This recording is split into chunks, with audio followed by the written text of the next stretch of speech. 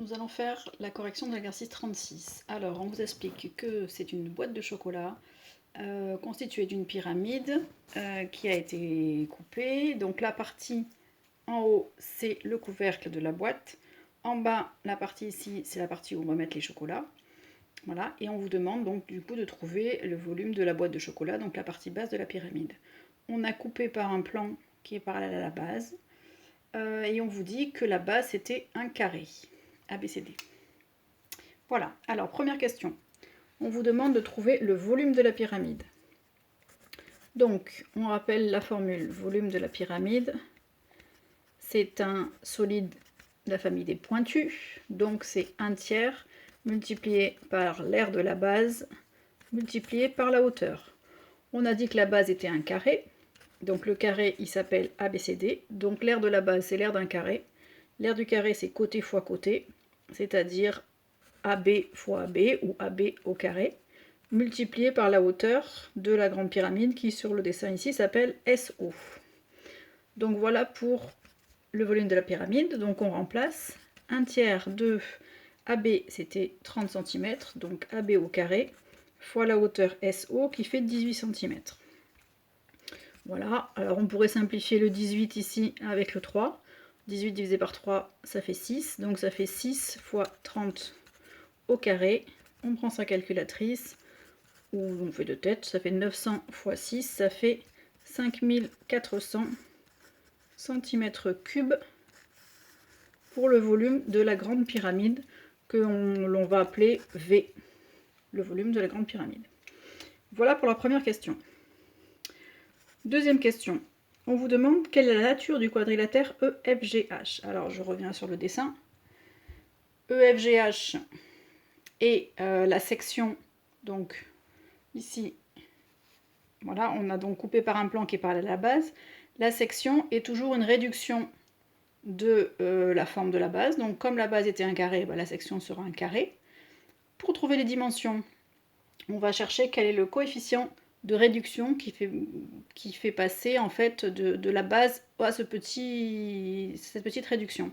Alors pour calculer le coefficient de réduction, on va faire, donc je vous rappelle le coefficient de réduction, c'est un nombre, on va appeler K, le coefficient, qui va être entre 0 et 1, puisque c'est une réduction. Si c'était un agrandissement, il serait plus grand que 1. La réduction, c'est entre 0 et 1, d'accord?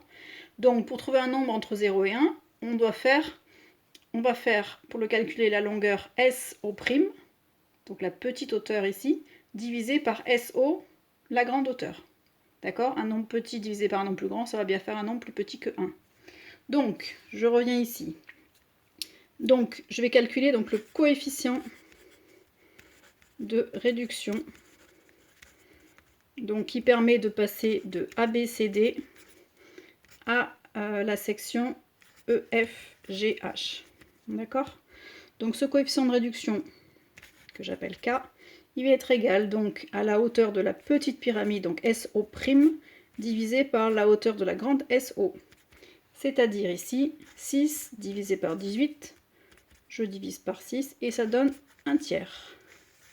Donc ça veut dire que la petite pyramide est une réduction de la grande de coefficient 1/3, ou alors que le carré EFGH est une réduction de coefficient 1/3 du grand carré.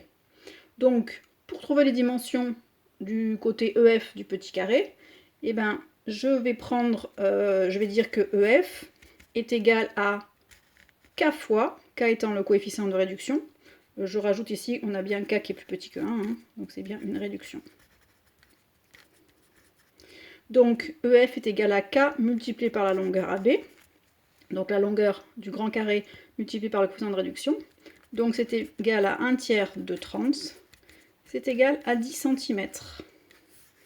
Donc ça veut dire que, puisqu'on vous demande la nature de EFGH, on peut conclure que EFGH est un carré, puisque c'est la réduction d'un carré, de côté 10 cm. Ok, voilà pour la nature de EFGH. Troisième question. On vous demande de trouver le volume du récipient ABCDEFGH, c'est-à-dire la partie basse ici de la boîte dans laquelle on va mettre les chocolats.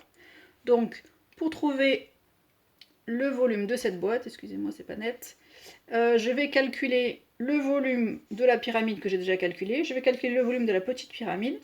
Et quand je vais faire la grande moins la petite, ça me donnera bien le volume de ma boîte qui est ici. D'accord? Donc, je vais appeler V', le volume de la petite pyramide. Donc la réduction qui s'appelle EFGHS. D'accord?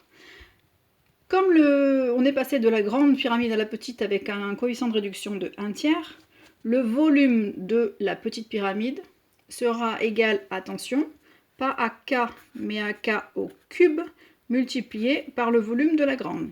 Je vous rappelle que dans le cours, on a dit que si on fait une réduction en agrandissement, toutes les longueurs sont multipliées par un coefficient K, les aires en 2 dimensions sont multipliées par K au carré, et les volumes par K au cube. D'accord? Donc ici, V' la petite est égal à K au cube multiplié par le volume de la grande pyramide. Donc ici, K il vaut 1/3, donc ça fait 1/3, on met bien les parenthèses pour dire que c'est tout ça qui est au cube, multiplié par V, le volume de la grande, on avait trouvé 5400 cm3. Donc 1/3 au cube, 3 x 3, 9 x 3, 27, ça fait 1/27, multiplié par 5400. On prend sa calculatrice et on trouve 200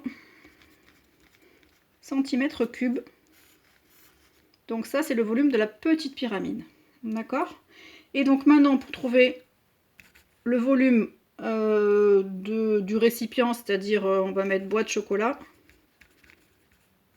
et bien on va faire tout simplement le volume de la grande pyramide, donc V, moins le volume V' de la petite pyramide. Donc on va faire 5400 moins 200. Ça fait donc 5200 cm3 pour le volume de notre boîte de chocolat. Voilà pour la question 3. Question 4. On va maintenant remplir notre boîte avec des chocolats. On vous dit que les chocolats ont la forme d'un pavé. On vous donne les dimensions d'un morceau de chocolat. Donc on va commencer par calculer le volume d'un chocolat. Volume d'un chocolat. C'est un pavé. Alors, volume d'un pavé, tout simplement, on est en 3 dimensions. Ben, on multiplie les 3 dimensions, longueur fois largeur fois hauteur. Donc ici, on prend ce qui est dans l'énoncé. Alors, ça va nous faire 15 fois 20 fois 30. Je suis en millimètres cubes. Ça va me faire 9000 millimètres cubes. Alors, attention, si je mets ça en centimètres cubes, je vous rappelle que je suis dans les cubes. Donc, mon tableau de conversion, il a 3 colonnes. Donc, millimètres cubes, si je passais en centimètres cubes, 1, 2, 3, ça va me faire 9 centimètres cubes pour un chocolat. D'accord? Donc le volume d'un chocolat, excusez-moi, j'écris en abrégé, est de 9 centimètres cubes. Et donc tout simplement pour savoir combien on va mettre de chocolat dans notre boîte, on reprend le volume de la boîte qui était ici. Donc